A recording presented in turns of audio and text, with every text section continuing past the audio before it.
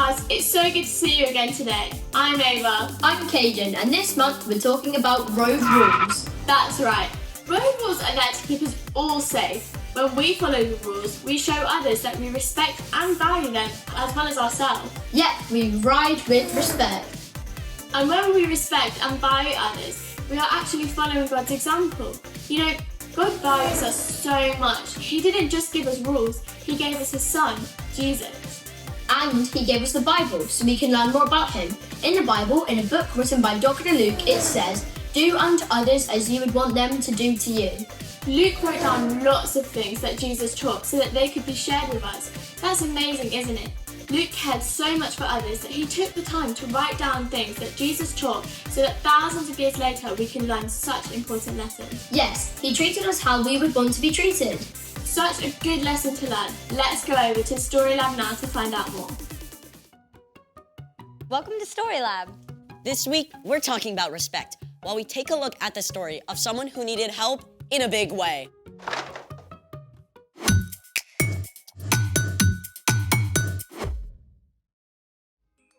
Hey, I'm Skylar. And I'm Sebastian, We're talking about respect. which is showing others that they are important by what you say and do. In today's story, we're gonna hear about someone with complete power to do impossible things. So, I thought we should try something impossible. But if it's impossible, then we can't do it. This is just for fun. And if we can do it, then it's not impossible. Okay, seemingly impossible. Great, let's try it. Actually, I made a whole list of impossible things. What's the first one? Number 1, it is impossible to lick your own elbow. What? I could totally do that. Baby? I concede. Number 2, it is impossible to sneeze with your eyes open. I too did it. No, you have to sneeze for real. Here, try this. I too did it. Still fake. You try. Eyes closed. I need a tissue. Number 3, it is impossible to fold a paper in half more than 8 times. What if it's a really big paper? Okay, all right. Let's go from that side to that side. Go, go, go. Okay, I'll stay on this side and then we'll come together. Get over there. Yeah, that side, that side. Okay. Okay. Ready? 1. Okay. Okay, this is 1. Remember, keep 1. track. Is it Got straight? it. Fold it. Let's hold it down.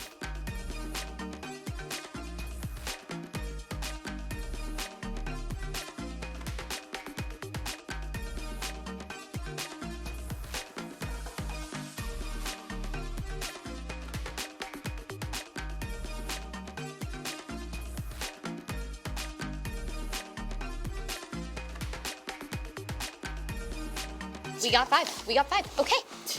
I think we can get 8. I think so. Yeah. Okay. Maybe. 6. Okay. Karate chop it. Ooh. Hey, 7. 7. Okay, okay, you got it. Okay. Okay. 7. I really thought we were gonna get 8. Yeah.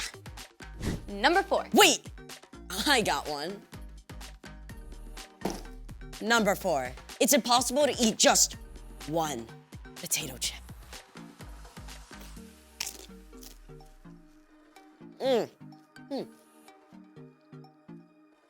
Delicious. See? Just because you have 0 self-control doesn't mean it's impossible. I can totally eat just one chip. Here. These aren't even really that great. I mean, they're not even potato. They're like mushed corn, rice, and chemicals all toasted up and sampled out. Just tricking our brains into thinking they're salty, crispy, potato.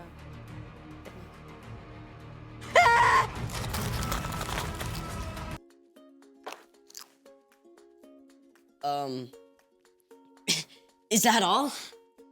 I got one more. What is it? You know how people say you're walking on eggshells around somebody? Yeah? Walking on eggshells is a phrase that means to be very careful not to upset someone. You think it's possible to walk on eggshells without cracking them? Look how thin that is. Definitely impossible. But you get to do it anyway. Wait, what? You get to walk on eggs. Let's try it. I don't know about this. Okay, stand here in front of the egg cartons. Now, what now? Just step up on them. Just walk? Well, carefully. Here goes an omelet. Got it. The curved arch of the eggshell distributes pressure evenly all over the egg rather than concentrating it on one point. That's why engineers even use arches in designing buildings and bridges. How do you feel? Sorta invincible. Just like this egg. That's exceptional. It's time for... The story before the story. Today, we're in Matthew, the first book in the New Testament. But before Matthew, in the very beginning, out of a deep, deep love, God made an amazing world. But when people turned away from God, the world was broken. God made a plan to draw people back into relationship. So at the right time, God sent a tiny baby to be born in the small town of Bethlehem, God's very own son, Jesus. When Jesus grew up, he began to travel from town to town, teaching and healing. And the town of Capernaum was like his home base. Everyone there knew about him. Not just the Jewish people, but the Romans too. Which is where our story starts. We're ready.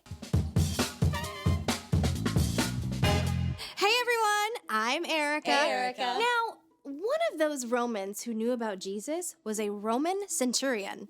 This man was important. He commanded at least 100 soldiers who did exactly as ordered with no question. Forward, march! And halt! You there! Get me a fig and walnut sandwich at once! Yes, sir. With extra goat cheese! Right away, sir. The centurion was used to being obeyed, but though he was stern, he was also a kind man. He cared about the soldiers under his command and the servants who worked for him. One day, one of the centurion's servants became desperately ill. The man was so sick he couldn't even move. The centurion may have called for the best doctors, but no one could help the man. So, the centurion did the unexpected. He went to a Jewish rabbi, Jesus, and begged for help. Lord, my servant lies at home and can't move. He's suffering terribly. Shall I come and heal him? Now you have to understand, going to the home of a non-Jewish person would make Jesus unclean. It was completely against Jewish custom, but Jesus cared more about the sick man than what people might say. It turned out the centurion did not ask Jesus to come to his home. Instead, he said, Lord, I am not good enough to have you come into my house. But just say the word and my servant will be healed. I myself am a man under authority. And I have soldiers who obey my orders. I tell this one go and he goes. I tell that one come and he comes. The centurion knew exactly how true authority works. He knew that when he gave a command, he spoke with the power of the Roman emperor, and it would be carried out instantly. And he believed that Jesus' power and authority were so great that all Jesus had to do was speak a word from anywhere, and the servant would be healed. And you know what? The centurion was right. Jesus turned to the crowd around him and said, What I'm about to tell you is true. In Israel, I have not found anyone whose faith is so strong. Jesus made it clear that anyone who has faith can be a part of God's kingdom, not just people who come from the right background. Then, Jesus turned to the centurion and spoke the very word the man had hoped to hear. Go. It will be done just as you believed it would. Filled with joy, the centurion raced home And sure enough, his servant ran out to greet him completely whole and healed, just as Jesus had said. The end. Wow, I mean, like, remote control healing? The centurion really got it. He had respect for Jesus as the final authority. So, what's our part in the story? Well, like we've seen, God can do the impossible with a single word. God is all-powerful and all-loving. That means God deserves our ultimate respect. God is most important. Our lives are full of all kinds of things, good things, but our time and attention should go to God first. You can talk to God throughout the day.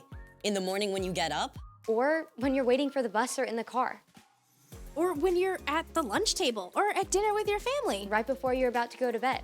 No matter what you face, whether it's a friend who's sick or a tough math test, God is the one who can give you the strength and patience and peace you need to get through your day.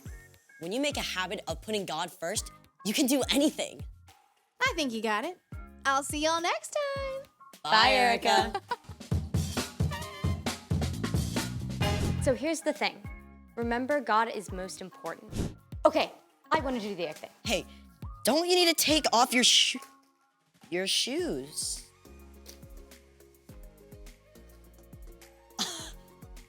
Not too bad. I think you did maybe a little better than me. Maybe completely better than you. Thanks for joining us in the Story Lab. We'll see you next time.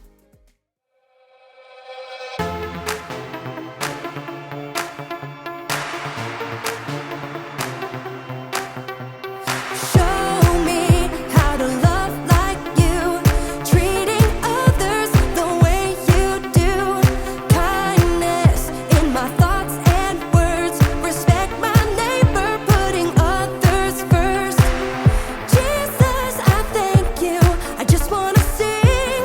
You're all that I need. You say that I mean so much to you. You love me like a friend and help me through. So I will worship you in all I do. So I live my life to show that I know you're everything to me. You're everything to me. You're everything to me. So I live my life to show that I know you're everything to me. You taught us a brand new way to follow you in what we do and say. Jesus, you are for us. Help us be more like you every day. Jesus, I thank you. I just wanna sing. You're all that I need. You say that I mean so much to you. You love me like a friend and help me through. So I will worship you in all I do. So I live my life to show that I know you're everything to me. You're everything to me. You're everything to me. So I live my life to show that I know you're everything to me. I'm gonna lift my voice to you. Jesus, you make me sing. I'm gonna live my life for you. You're everything to me. I'm gonna lift my voice to you. Jesus, you make me sing. I'm gonna live my life for you. You're everything to me. You say that I mean so much to you. You love me like a friend and help me through. So I will worship you in all I do. So I live my life to show that I know. You say that I mean so much to you. You love me like a friend and help me through. So I will worship you in all I do. So I live my life to show that I know you're everything to me. You're everything to me. You're everything to me. So I live